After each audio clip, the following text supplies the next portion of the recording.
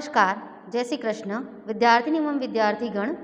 अगले तास में हम द्वितीय सत्र की इकाई देश के नाम संदेश की ओर थे, जिसमें कलाम जी ने एक सुंदर सा ईमेल भेजा है, जिसमें हमने देखा कि क्या आपके पास देश के लिए 10 मिनट है, जिसमें उन्होंने हमारी सारी बातों को बताया कि एक इंसान होने के नाते, एक भारतीय होने के नाते हम किस प्रकार से अलग अलग जगहों पर अपनी शिकायतें दर्ज करवाते हैं।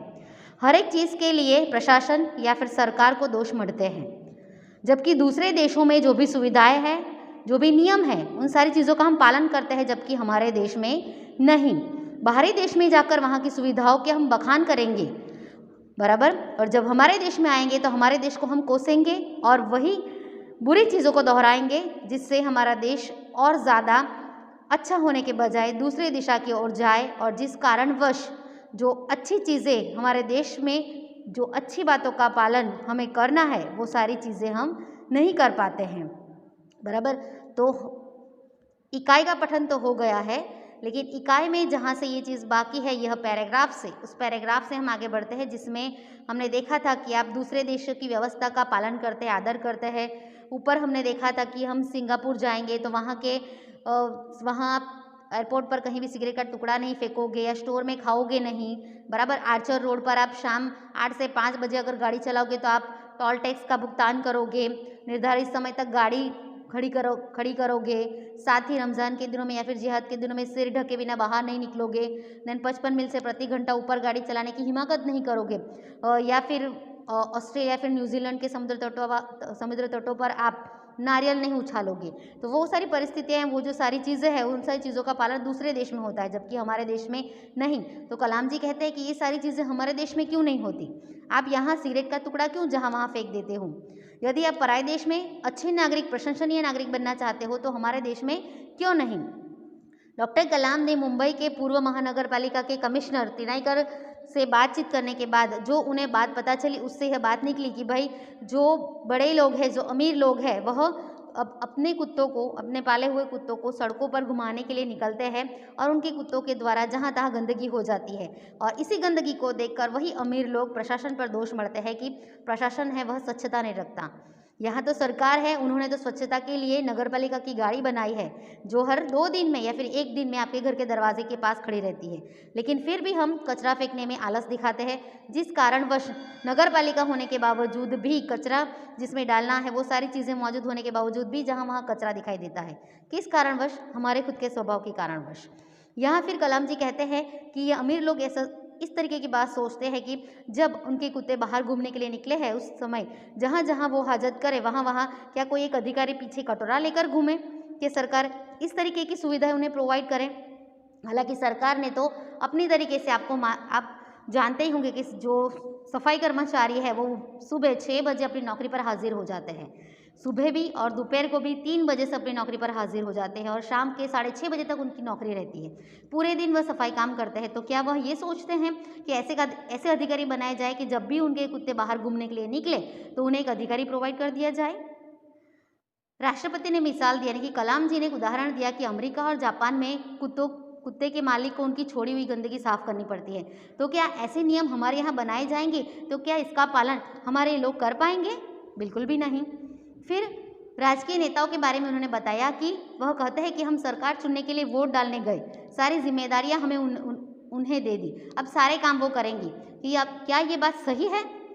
हमने वोट किया, हमने सरकार चुनी, हमने अपना कर्तव्य निभाया, बराबर, हमने अपना हक अदा किया, मतलब तो सारी चीज़ें करने के बावजूद भी क्या हम सारी मुश्किलों के लिए, उसका रास्ता निकालने के लिए क्या हम सरकार के ऊपर आधार रखकर बैठे रहे? क्या यही सोचे कि सरकार सारी जिम्मेदारियां उठाएगी, सारी चीज़ें वही करेगी, हम बिल्कुल कागज़ फर्श पर पड़ा है उसे उठाने की भी सहमत नहीं करेंगे?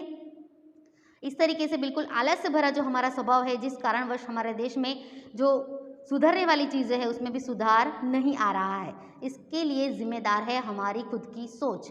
रेलवे हमें साफ़ सुथरे बाथरूम देती है, बाथरूम टॉयलेट देती है, लेकिन फिर भी जो है लोग हर रोज़ उसे इस्तेमाल करते हैं, और इस्तेमाल करने के बाद भी जो सही तरीके से वहाँ स्वच्छता रखनी चाहिए उसका वह पालन नहीं करते।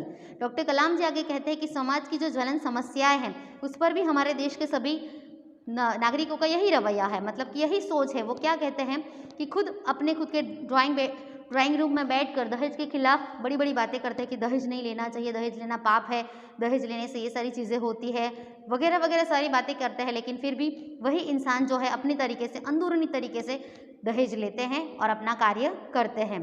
यानी हम जो चीज़ करना चाह रहे हैं उसे सामने करें, ना कि मुंह पर बातें करते हुए अपने आप को साफ दिखाएं।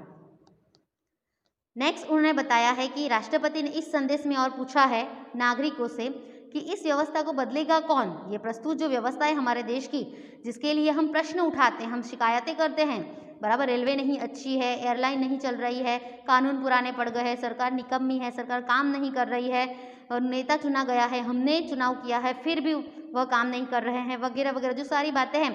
तो यह व्यवस्था है किसकी, इसे बदलेगा कौन। आप आसानी से कह देंगे कि इस व्यवस्था में शामिल है हमारे पड़ोसी, आसपास के घर, अन्य शहर, अन्य समुदाय और सरकार। देखो कितनी सही बात उन्होंने बताई कि जब ये सारी चीज़ें आपके सामने आएगी तो आप तुरंत दूसरों के ऊपर आरोप मढ़ दोगी।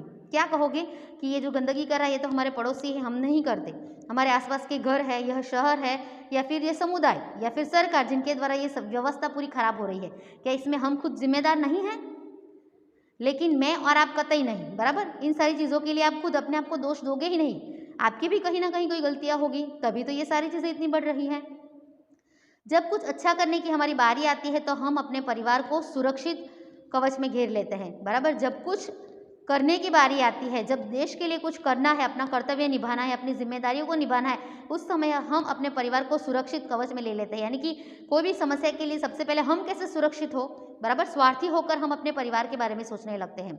दूसरे देशों की ओर निहारते हैं, दूसरे देशों को हम देखते हैं कि शायद वो हमारी मदद करने के लिए यहाँ तैयार हो जाए, जहाँ भी जिस भी मुसीबत में हैं हम, बराबर। और इंतज़ार करते हैं कि कोई मिस्टर क्लीन आएगा, अपने जादुई हाथों से चमत्कार करेगा, और ऐसा नहीं होता तो आप देश छोड़कर ही चल देंगे, बराबर। आप इंतज़ार करते हैं, आप निहारते हैं कि कोई दूसरा देश या फिर कोई ऐसा चमत्कार होगा, कोई मिस्टर क्लीन आएगा जो ये सारी समस्या है उस सारी समस्याओं को दूर कर देगा। कोई जादू की छड़ी है कि सारी समस्या यूं ही दूर हो जाए, जादुई हाथों से चमत्कार करेगा, और ऐसा नहीं होता तो आप देश छोड़कर चल दोगे। अगर इस व्यवस्था में सुधार नहीं हुआ, कोई परिस्थिति में सुधार नहीं हुआ, तो आप दूसरे देश चले जाओगे कि भाई यहाँ कुछ नहीं हो रहा है अपने देश में, भारत देश में, चलो अमेरिका जाएंगे, जापान जाएंगे, रशिया जाएंगे, जहाँ भी जाएंगे। लेकिन ये जो परिस्थिति है उसका सामना आप नहीं करोगे, या फिर उस परिस्थिति का सामना करने के लिए आप सरकार का साथ भी नहीं दोगे, तो आप अपने कर्तव्य को किस प्रकार निभाओगे। आप प्रतिज्ञा पत्र में कहते हो ना, भारत मेरा देश है, बराबर, पूरा प्रतिज्ञा पत्र जिसमें आपको पता है कि किस तरीके से की सारी जिम्मेदारियां, दूसरों को सम्मान देना, अपने कर्तव्य को पालन करना, वो सारी बातों वह जो सारी बातें हैं वो हमारे प्रतिज्ञा पत्र में बताई जाती है। तो ये प्रतिज्ञा पत्र हम जो दोहराते हैं स्कूली कक्षा में, बराबर, तो वो सारी चीज़ें क्या आज नागरिक होने के बाद या फिर आज एक ओहदे पर पहुँचने के बाद हमारे लिए झूठ साबित हो रही है। इसलिए उन सारी चीज़ों को ध्यान में रखते हुए हमें अपने जिम्मेदारियों का, अपने कर्तव्यों का पालन करना चाहिए।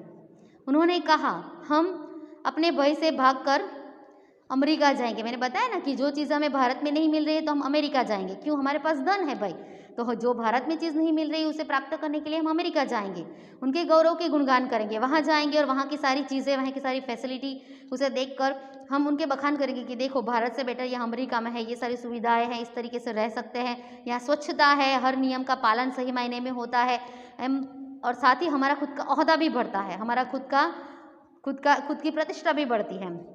व्यवस्था की प्रशंसा करेंगे, और जब न्यूयॉर्क असुरक्षित हो जाएगा तो आप इंग्लैंड भाग जाएंगे, बराबर, अमेरिका जाएंगे, अमेरिका की व्यवस्था की प्रशंसा करेंगे, और फिर वहाँ से भी आप, अगर आपको जो चीज़ें चाहिए, जो आपकी खुद की व्यवस्था आपको चाहिए, अगर वो आपको ना मिले तो आप न्यूयॉर्क न्यूयॉर्क को असुरक्षित आपके लिए हो जाएगा तो आप इंग्लैंड भाग जाओगे।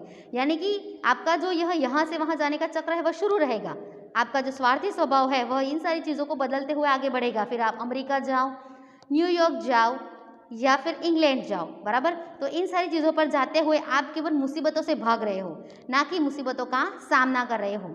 इंग्लैंड में बेरोजगारी होगी तो आप खाड़ी चले जाओगे, बराबर। इंग्लैंड में जहाँ बेरोजगारी, नौकरी नहीं मिल रही तो आप खाड़ी चले जाओगे। खाड़ी यानी अरब सागर के पास जो एरिया है, जिसमें जो चारों तरफ से समंदर और सागर से घिरा हुआ रहता है, बराबर। अंदर जमीन का पूरा भाग होता है जो अरब सागर के पास है, बराबर। और जब खाड़ी में युद्ध छिड़ जाएगा तो आप मांग करेंगे कि भारत सरकार हमें बचाकर घर ले जाए, बराबर। जब वहीं भी अगर किसी कारणवश युद्ध छिड़ जाए, बराबर, अगर कोई तूफान आ जाए, प्राकृतिक तूफान अगर कोई आ जाए प्रकृति के द्वारा, तो वहाँ से भी आप सरकार को मांग करोगे कि भाई हम भारतीय, हमारी मदद करो, हमें इस मुसीबत से बाहर निकालो। बराबर। बस बच्चों, आज का हमारा टास्क यहीं तक, अगले टास्क में आगे बढ़ेंगे। अस्तु।